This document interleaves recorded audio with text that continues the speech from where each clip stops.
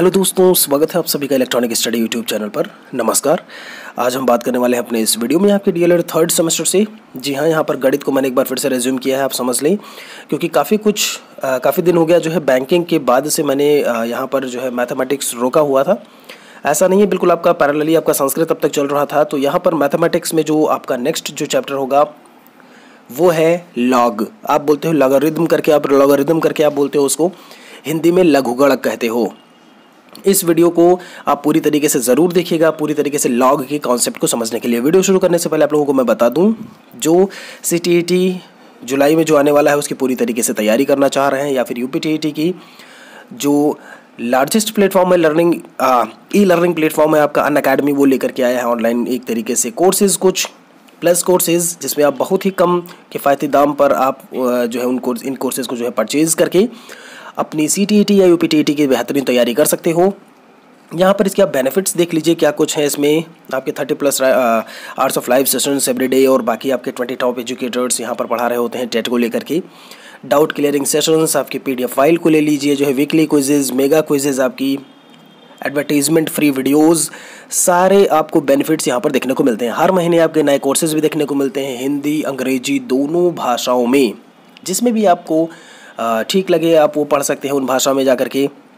यहाँ पर आप देख सकते हो क्या कुछ है इसकी फ़ीस का। एक महीने का आपका 1000 है। अगर आप मेरा code study stuffs online use करते हो तो 900 रुपये हो जाएगा, क्योंकि उस पर 10% डिस्काउंट है। ठीक है, आपका ये 25% है, यहाँ पर 50 है, तो 25 से ये आपका 35% हो जाएगा, 50 वाला 60 हो जाएगा अगर आप मेरा कोड अप्लाई करते हो। तो वीडियो के डिस्क्रिप्शन में कोड और बाकी डिटेल्स, सारी जानकारी वीडियो के डिस्क्रिप्शन में दी हुई है। एक बार आप ज़रूर चेक करें, प्लस वाले सेक्शन में जाकर के गूगल प्ले स्टोर से अनअकैडमी लर्निंग एप्लीकेशन को डाउनलोड करके आप चेक कर सकते हो। टॉप एजुकेटर्स आपको यहाँ पर जो है पढ़ाते हुए मिलेंगे। मेरी अगर बात की जाए तो मैं वहाँ पर पढ़ा रहा हूँ सामाजिक अध्ययन और आपका हिंदी। ठीक है, पेपर 2 के लिए आपका सोशल स्टडीज़ और हिंदी। एक बार आप वीडियो के डिस्क्रिप्शन में चेक करेंगे, सारी डिटेल्स आपको वहाँ से मिल जाएंगी। पढ़ते हैं लॉग। इंट्रोडक्शन एक तरीके से परिचय को लेकर के तो देखने को मिलता है। जब आप लॉग की बात करते हो तो यह शब्द एक तरीके से 17वीं शताब्दी में यूरोप में वास्तविक रूप से देखने को मिला। शताब्दी की जब भी मैं बात करूं, मैंने बोला 17वीं, तो ये कहां से कहां तक का समय होगा, 1600 से लेकर के 1699 तक। अगर मैं 16वीं शताब्दी बोलता तो कहां से कहां तक का होता, 1500 से 1599 तक। ठीक है, 100 साल पीछे का होता है, विशेष ख्याल रखिएगा इस चीज़ का। तो 17वीं शताब्दी जो है में यूरोप में वास्तविक रूप से देखने को मिला। इसे सामान्य रूप से लॉग कहते हैं। क्या लिखा हुआ है, LOG। जब आप लॉगरिदम करके जो भी आप बोलते हो, इसको आप जो है जनरल या कॉमन तरीके से इसको लॉग कह देते हो, LOG करके। यह घातांक के लिए व्युत्क्रम का काम है। आप अभी इंडिसेस पढ़ के आए हो पूरी तरीके से, मैंने पूरी तरीके से इंडिसेस को पढ़ाया हुआ है। भाई इंडेक्स क्या होता है और इसी से आपका इंडिसेस बनता है। ठीक है, उसका बहुवचन मैंने बोला था, आपको अच्छी तरीके से रिकॉल हो रहा होगा। तो उसका व्युत्क्रम कार्य है। ठीक है, उसका उल्टा जो भी वर्किंग्स होता है देखने को मिलता है जब आप घातांक की या इंडिसेस की बात करते हो। चौथा पॉइंट क्या लिखा हुआ है इसमें, लघुगणक एक ऐसी गणितीय युक्ति है जिसके प्रयोग से गणनाओं को छोटा किया जा सकता है। आपसे अगर कोई पूछता है लॉग है क्या, हमेशा कन्फ्यूज़न कि भाई लॉग और थोड़ा सा कठिन चीज़ें होंगी या जो भी चीज़ें होंगी, तो भाई जॉन नेपियर थे ये जो है, ठीक है, ये कुछ इसी तरीके से डिफाइन करते हैं लॉग को कि एक ऐसी गणितीय युक्ति है जिसके प्रयोग से आप जो कैलकुलेशंस होती हैं उनको आप छोटा कर सकते हो, कट डाउन कर सकते हो। बिल्कुल इससे होता है ना सरलीकरण, सिंप्लीफिकेशन। तो यहाँ पर कुछ वैसा ही आप इसको मान सकते हो। अभी देखते हैं, एग्जाम्पल्स हैं आगे। ठीक है, तो एग्जाम्पल्स के माध्यम से अच्छी तरीके से समझेंगे कि आप कैसे छोटा कर सकते हो किसी चीज़ को लेकर के। यहाँ पर अगर थोड़ा सा इसको परिभाषित किया जाए तो लिखा हुआ है 5 नंबर पॉइंट देखिएगा कि लघुगणक वह संख्या होती है जिसको उस आधार के ऊपर घात लगाने से उसका मान दी हुई संख्या के बराबर हो जाए। एक बात ये सिंपल सा याद रखिएगा कि ऐसी आपकी नंबर होती है जिसको उस आधार के ऊपर लगाने पर, किसके बेस के ऊपर आप घात लगाने से, कोई पावर आप लगा रहे हो तो भी देखिए इंडिसेस जैसा ही है जो आप घातांक पढ़ के आए हो, वहाँ भी आपका बेस था, वहाँ भी आपकी पावर थी, यहाँ पे बेस और पावर है, चीज़ें बिल्कुल वैसी ही हैं। व्युत्क्रम मानते हो आप, उसको उल्टा मानते हो बस।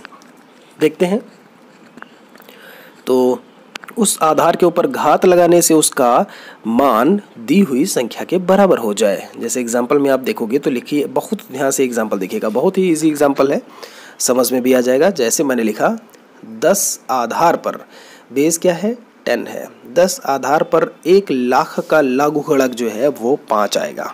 ठीक, क्या आंसर निकल के आया भाई कि 10 आधार अगर दिया हुआ है तो 1 लाख का जो लघुगणक है, जो लॉग है, वो क्या आएगा, तो उसका आंसर क्या आएगा 5 आएगा। क्योंकि यहाँ पर ध्यान दीजिएगा, आधार जो है 10 पर 5 घात लगाने से उसका मान, अब आधार क्या था भाई 10 था, और उस पर जब आप 5 घात लगा दोगे तो कितना आएगा, जरा 10 को आप 5 बार मल्टीप्लाई करिए, कुछ नहीं करना है आपको भाई, 1 को आप 5 बार करोगे 1 ही आएगा, और 0 का 0 5 बार रख दीजिए आप, 1 के आगे 5 0 मतलब 1 लाख, वही चीज़ आपको देखने को मिली। बस क्या हुआ, आपने उसको शॉर्ट में बोल दिया, एकदम शॉर्ट में। ठीक है कि भाई ये चीज़ें क्या होती हैं आपकी, छोटा कर दिया, सरल कर दिया। ठीक है, वही चीज़ निकल के आया। तो उम्मीद कर सकते हैं कि हाँ, ये आपको समझ में आया होगा उदाहरण से कि आप जो है चीज़ों को सॉल्व कैसे करेंगे। काफ़ी सारे क्वेश्चंस होंगे आगे, उनके बारे में तो हम बात ही करते चलेंगे, उसके लिए जो है बिल्कुल परेशान होने की ज़रूरत नहीं है। यहाँ पर अर्थात किसी संख्या लिखा हुआ है x कॉमा, यहाँ पर आधार लगा हुआ है b है और घातांक n लिखा हुआ है। आपको कोई भी डिजिट है x मानना है उसको, यहाँ पर आधार चूँकि हमेशा वहाँ भी आपका b था, बेस करके मानते थे, और घातांक की जब बात करते हो तो उसको आप n मानोगे। ये कुछ चीज़ें हैं जो कि आपको स्टैंडर्ड फॉर्म में पूरी तरीके से मान के चलनी है। ठीक है, n, तो फिर क्या होगा आपका, क्या देखने को मिलेगा भाई, log b x equal to n। ध्यान रखिएगा, देखिए b लिखा कहाँ हुआ है, आप कैसे लिखोगे, आपने लिखा log और यहाँ पे आपका b है, क्योंकि ये बेस है और संख्या यहाँ पे होगी, इज इक्वल टू आपका घातांक, बिल्कुल ऐसे ही लिखोगे आप। ठीक है, बेस में है तो बेस में लिखोगे, ये इक्वल टू का ही साइन है, या फिर आप इसको कैसे लिख सकते हो, x equal to b to the power n। ठीक है, जब आप चीज़ों को सॉल्व करेंगे तो बिल्कुल आप ऐसे ही लिख करके चलोगे उसको। वहाँ पे क्या था आपका, जरा इसको कैसे लिख रहा था भाई, यहाँ पर आधार क्या था 10 था ना, तो आपका क्या हो जाता log 10 और आगे इसमें 1 लाख था, 3 4 5 0, इसकी वैल्यू ही 5 आई थी। बिल्कुल ऐसे ही ये क्वेश्चन दिया होगा तो आंसर आपका 5 आएगा, बिल्कुल वैसा ही, ज़्यादा कन्फ्यूज़न रखने की इसमें ज़रूरत नहीं है। वैधता, यानी जो ऊपर जो परिभाषित किया गया है, इसकी वैधता कब होगी। जैसे जब आप पढ़ते थे ना परिमेय संख्याओं को लेकर के, उसमें जो है कि आपका a upon B equal to A upon B में होता है आपका rational number, but B not equal to 0 ऐसे करके आप बोलते थे, अगर होता तो, अगर ये होता तो आपका इनफाइनाइट आ जाएगा। तो बिल्कुल वैसे ही यहाँ पर कुछ बातें हैं जिनको ध्यान में रख करके चलना है। लिखा है, यह तभी वैध है जब आधार यानी b, देखिए आगे कॉमा लगा हुआ है, 1 के अलावा कोई अन्य धनात्मक वास्तविक संख्या हो। आधार आपका जो b है वो 1 के अलावा एक्सेप्ट 1 कोई भी धनात्मक पॉजिटिव आपकी रियल नंबर हो। और भाई आप लोग नंबर सिस्टम से तो नंबर पढ़ के आए ही हो पूरी तरीके से कि वास्तविक संख्याएं और धनात्मक वास्तविक संख्याएं क्या होती हैं। ठीक है, जैसे इसमें देखिए लिखा हुआ है b is greater than 0, Y b is not equal to 0 equal to 1, b is not equal to 1, 1 के बराबर 1 नहीं होना चाहिए, इसीलिए तो लिखा है 1 के अलावा। और x जो है वो कोई भी धनात्मक वास्तविक संख्या यानी कि x इज ग्रेटर देन 0 होनी चाहिए। वास्तविक संख्या की बात की है, x की वैल्यू 0 भी नहीं होनी चाहिए, ये भी इन्होंने बोला है। ठीक है, और n जो है सभी के बारे में भाई 3 चीज़ें हैं आपकी, x n और b, यही तो है। और n कोई भी आपकी वास्तविक संख्या हो, रियल नंबर हो। तो ये जो लिखा है ना n और ये ऐसे करके, मतलब इसमें शामिल है क्या, real numbers, R for real numbers. n आपका क्या था भाई, घातांक था, भी आप पढ़ के आए हो पूरी तरीके से। ठीक है, तो ये शामिल होने को लेकर के बात करता है एक तरीके से, ये जो साइन है आपका। तो आशा करते हैं कि इतनी चीज़ें आपको बहुत अच्छे से समझ में आई होगी। लगता है आपको कि कोई समस्या है, कोई दिक्कत है तो आप फिर से पूछ सकते हो कमेंट में। ठीक है, चलिए भी आगे बात कर लेते हैं। इसमें लिखा है लघुगणक 2 प्रकार के होते हैं, प्राकृतिक लघुगणक होता है natural log, and the second one is सामान्य लघुगणक यानी कि कॉमन लॉग। कभी लघुगणक हो तो उसको लॉग आप शॉर्ट फॉर्म में बोलते हो, लॉग लिख दीजिएगा। प्राकृतिक लिखा हुआ है, प्राकृतिक लघुगणक को आधार ई। कभी कभी आप ये देखते हो, 2 चीज़ें देखते हो ना, मैं लिखे दे रहा हूँ, यही आपको देखने को मिलता होगा, एक तो log e, एक तो log 10। इन्हीं दोनों के साथ में आपको चीज़ें देखने को मिलेंगी सारी।